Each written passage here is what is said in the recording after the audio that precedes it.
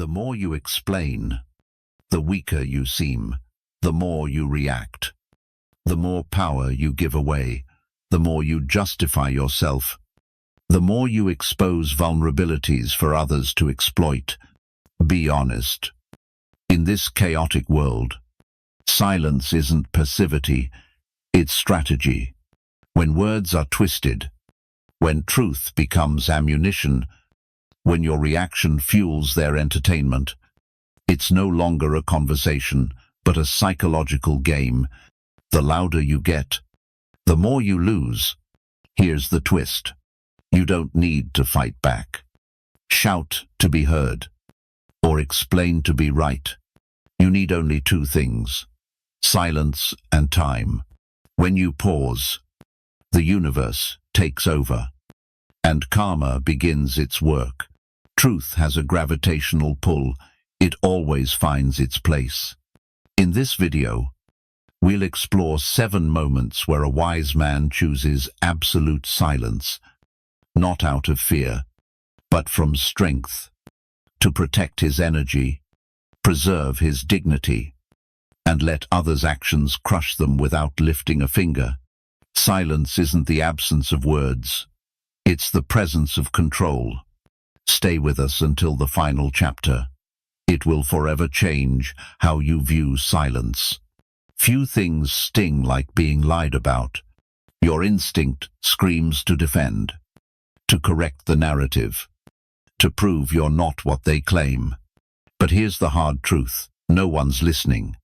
The more you explain, the more doubt you invite, the more you chase clarity, the more chaos you create, the chaos they crave. Those spreading rumors don't seek truth, they seek your reaction. They want you rattled, unsteady, performing your innocence so they can twist it into guilt. It's a trap. React, and you've already lost. Stoicism sets the boundary here. Marcus Aurelius said, "If it's not true, don't say it. If it's not right, don't do it." That's it. No defense, no explanation. Live by your integrity, not their fabricated story. Truth has what lies never will: endurance. Lies spread fast, but burn out quickly. Truth takes time, but needs no defense. It reveals itself. Let me share a story. A man, call him James, was falsely accused at work of something he didn't do. Rumors spread, and colleagues distanced themselves. His first urge was to prove his innocence, but he chose silence instead, staying calm and fulfilling his duties. His actions spoke louder than words. Weeks later, the truth surfaced, and the accuser was exposed by their own past schemes. By not reacting, James preserved his dignity and rose above the noise. That's Stoic strength. So, what do you do when slandered? First, trust the long game. Lies are loud, but truth endures. Let time do its quiet work. Second, hold fast to your values. When you know who you are, external noise can't touch you. Third, let karma speak. Liars often spiral in their own drama, eventually trapped by their own deceit. Finally, silence isn't surrender, it's self-respect. You're not hiding. You're standing above the noise, above pettiness, above lies. Let them talk. Let them spin. And let truth do what it always does: return. Betrayal doesn't just hurt, it shifts the ground beneath you. It comes from those you trust: friends, family, loved ones. When it hits, your chest caves in. Your instinct is to confront, to ask why, to demand reasons, to beg for answers. Do you see what you've done? But here's the brutal truth: Betrayers have already justified their actions in their minds. They either don't see the harm or, worse, don't care. The more you chase closure, the more you reopen your wounds. When someone betrays you, what they really want is your energy, your reaction, your pain, your confusion. Why? Because it gives them power, proves they matter. So, what happens when you give them nothing?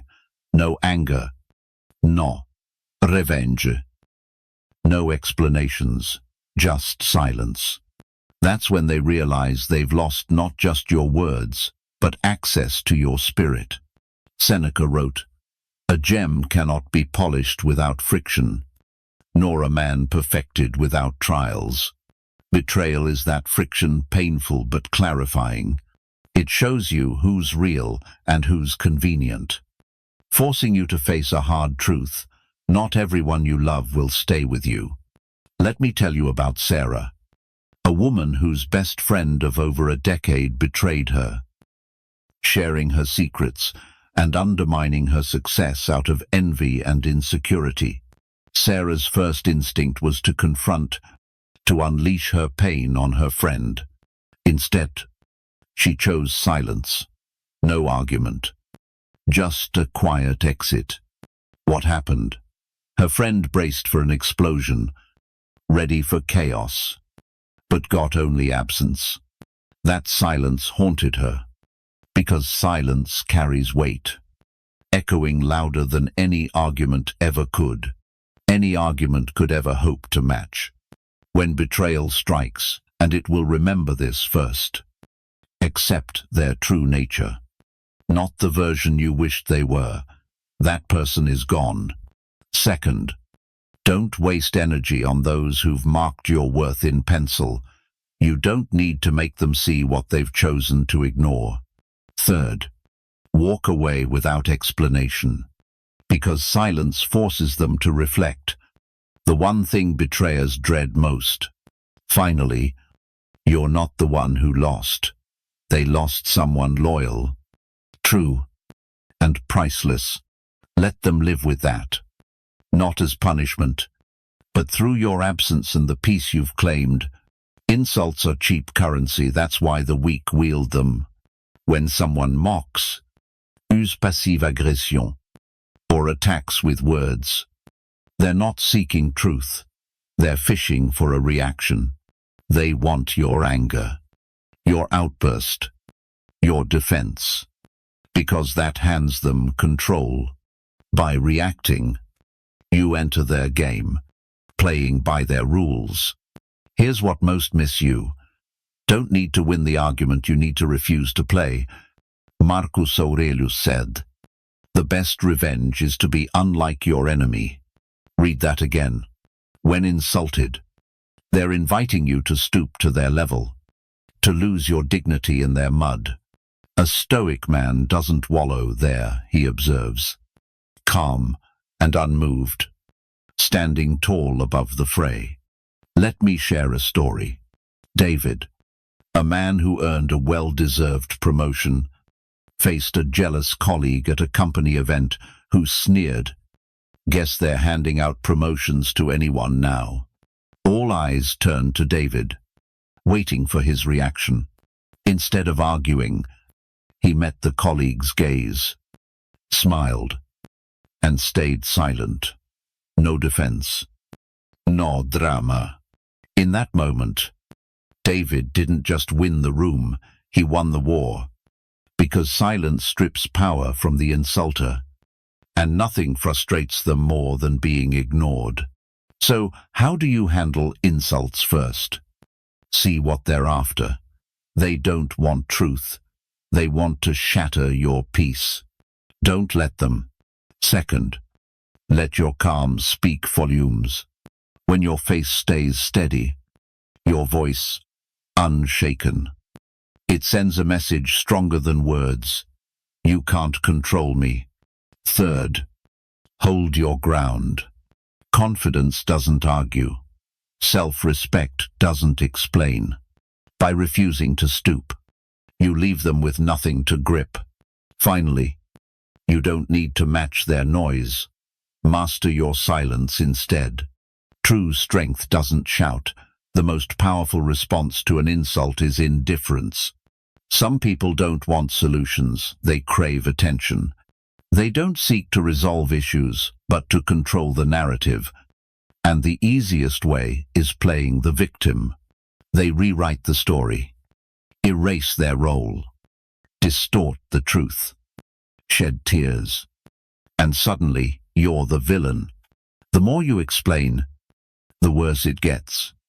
Because to others, it looks like you're attacking someone already wounded. They've flipped the script. You're the aggressor. They're the misunderstood soul. This isn't a conflict, it's a performance. And you've been cast as the enemy. Stoic wisdom warns of this trap. Epictetus said, "Complaining is always useless and unbecoming. Victims don't complain to solve problems, they do it for sympathy. If you defend yourself, you validate their act. The only way to win is silence." Let me tell you about Rachel. Rachel had a colleague who twisted every truth. When held accountable, this colleague would cry, dodge, and blame. Rachel tried reasoning, presenting evidence, staying calm, but it backfired her. Facts were drowned by the colleague's emotions. In the court of public opinion, emotions trump reason when reason talks too long. So Rachel stopped. No defense. No rebuttal. Just composed silence.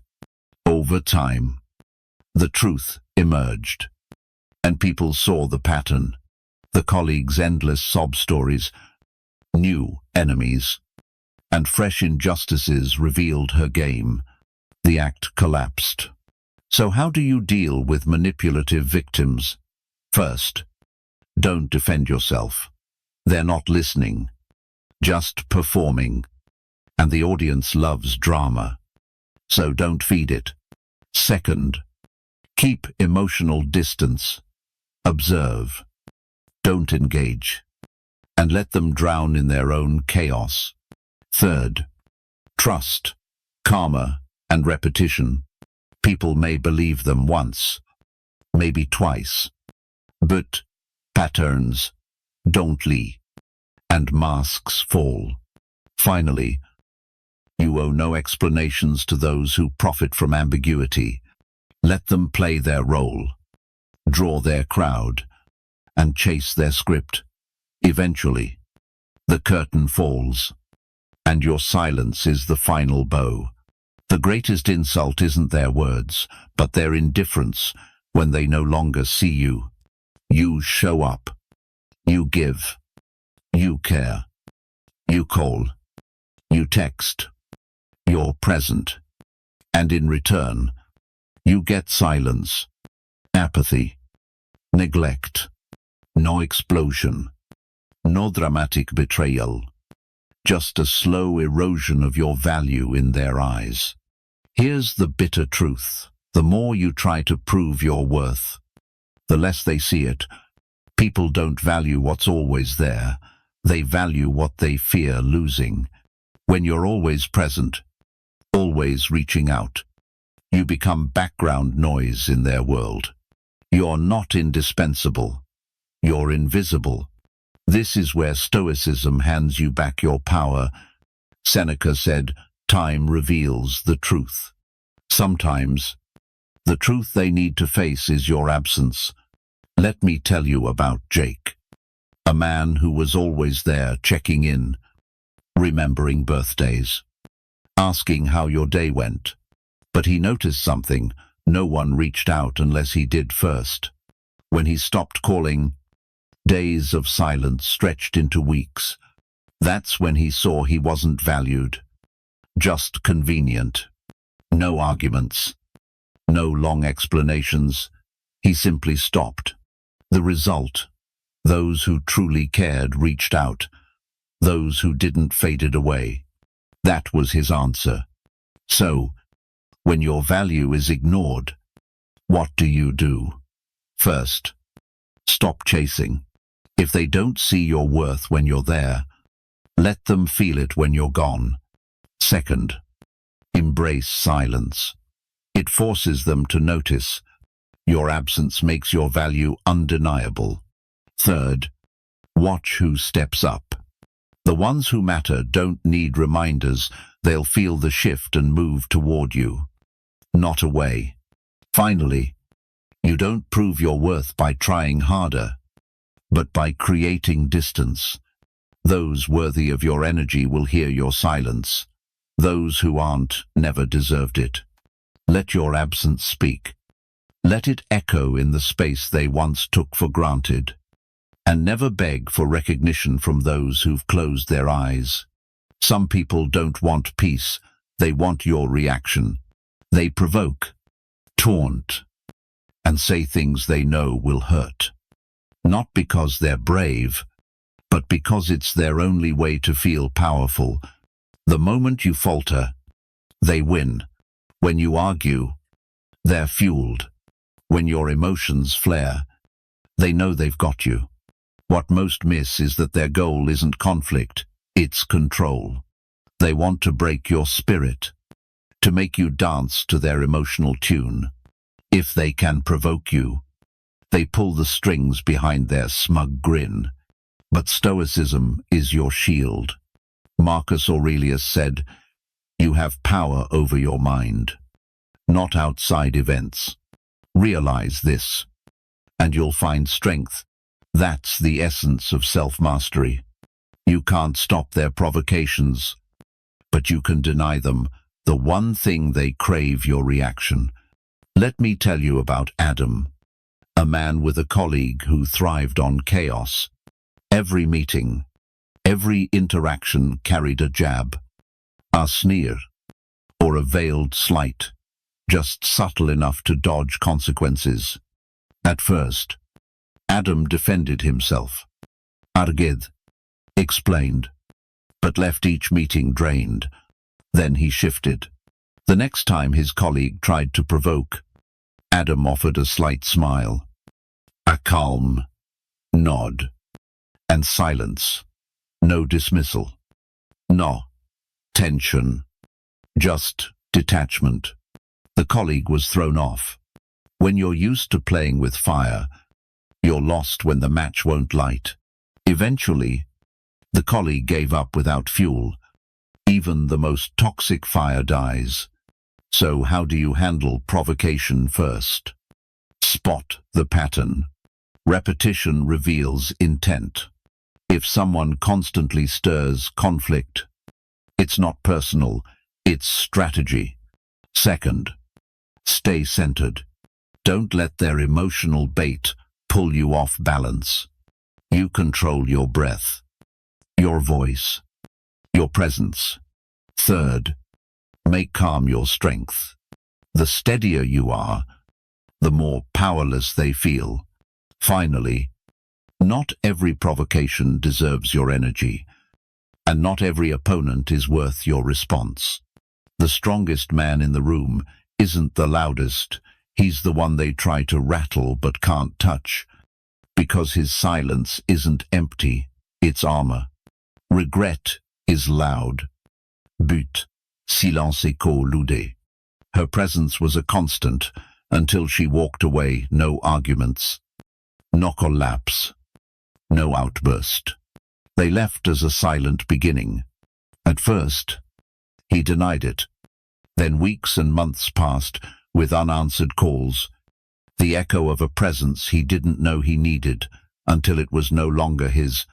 He begged, apologized, promised change. But Olivia had quietly healed, and her silence became her freedom. So, when someone regrets losing you, what do you do? First, don't let them back easily if your worth was ignored. Your absence must stay clear. Second, resist the urge to explain. Let them feel the weight of their actions without a soft resolution. Third, stand firm in your silence. not out of spite, but out of self-respect. Finally, they once had the privilege of your life and squandered it. Let them face that truth, because your silence isn't punishment, it's wisdom. It says you won't let someone walk in and out of your life expecting the door to stay open. Let them regret. Let them remember. But don't let them return. You owe them no second chance. You owe yourself peace. You don't need to shout to be heard, fight to win, or speak to prove yourself. In a world drowning in noise, silence is rebellion. It's not weakness or surrender. It's the language of those who no longer need validation. When you choose silence, you reclaim your power. Step out of the trap and let time, truth, and karma finish the story you've chosen not to continue. A Stoic man doesn't chase approval, beg for closure, or crumble under noise. He steps back and lets the universe do what it does best, restore balance. So, the next time someone lies, betrays, insults, provokes, or regrets, don't respond. Don't explain. Don't perform. Just observe and wait. Karma doesn't need your help. It only needs your silence. If this message stirs something deep within you, if you find truth in these words, don't just scroll past. Join. Think Stoic 101, where strength is silence, wisdom is sharp, and every word is built to endure. And if you know someone who needs this message, share it, send it, or let your silence ripple outward.